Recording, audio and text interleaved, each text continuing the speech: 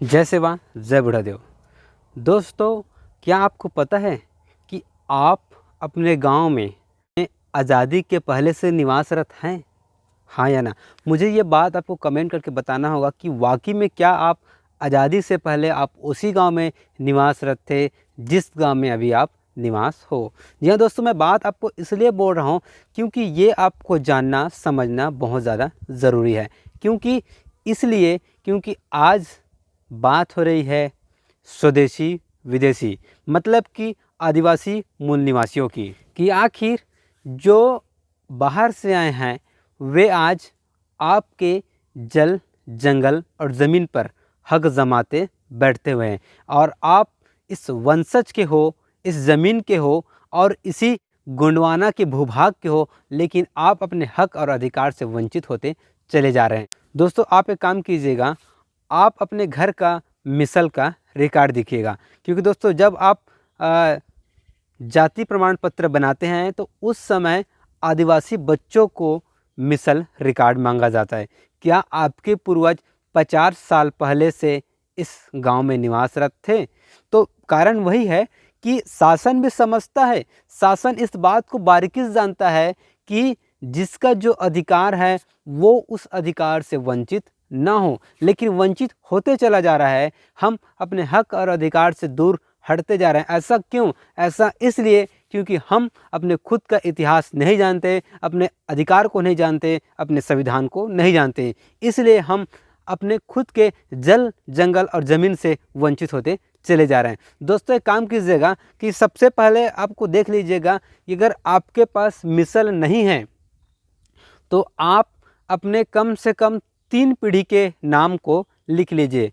अपने पिताजी का नाम, दादाजी का नाम, परदादा का नाम और उसके पिताजी का नाम, ये 3 पीढ़ी को आप लिख लीजिए और उस 3 पीढ़ी के नाम को ऑनलाइन रिकॉर्ड रूम जो है जिसमें मिसल मिलता है, उस रिकॉर्ड रूम में उस नाम को ढूंढिए। उस नाम के अंतर्गत कोई भी अगर नाम मिलता है उसका डिटेल निकालिए, वहाँ पे आपको पूरा का पूरा डिटेल मिल जाएगा। अगर आपके पास मिसल रिकॉर्ड है तब तो कोई दिक्कत नहीं, वहाँ से आप देख सकते हैं।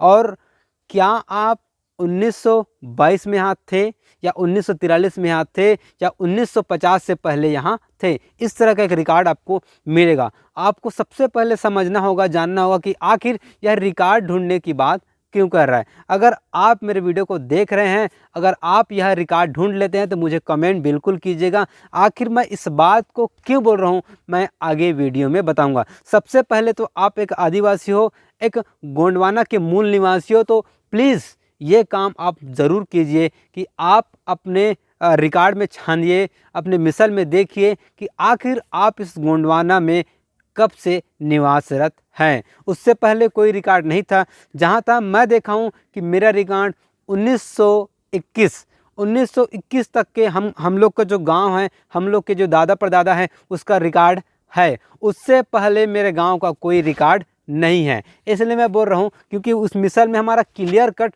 पता चल रहा है कि हम कब से यहाँ निवासरत हैं। लेकिन जब अभी आप नए कोई गांव में निवासरत हो तो वहाँ आपको जाति प्रमाण पत्र नहीं बनता, उसको आपको दूसरे जो पूर्वजों के गांव हैं वहाँ जाके आपको बनाना पड़ता है। तो इसीलिए मैं कर रहा हूँ कि सबसे पहले आप अपना इतिहास जानिए, अपना इतिहास खोजिए और देखिए कि आप कब से इस गोंडवाना के भूभाग यानी कि भारत में निवासरत हैं और मुझे कमेंट करके बताइए। उसके बाद इसकी मूलतः कारण क्या है मैं स्पष्ट वीडियो में आपको बताऊंगा। दोस्तों, आज के लिए बस इतना ही। मुझे कमेंट करके बिल्कुल बताइए। हमारे वीडियो को लाइक कर दीजिए, चैनल को सब्सक्राइब कर लीजिए और अपने दोस्तों तक शेयर कर दीजिए। तो मिलेंगे एक नए वीडियो के साथ, तब तक के लिए जय सेवा जय बुढ़ादेव जय गोंडवाना।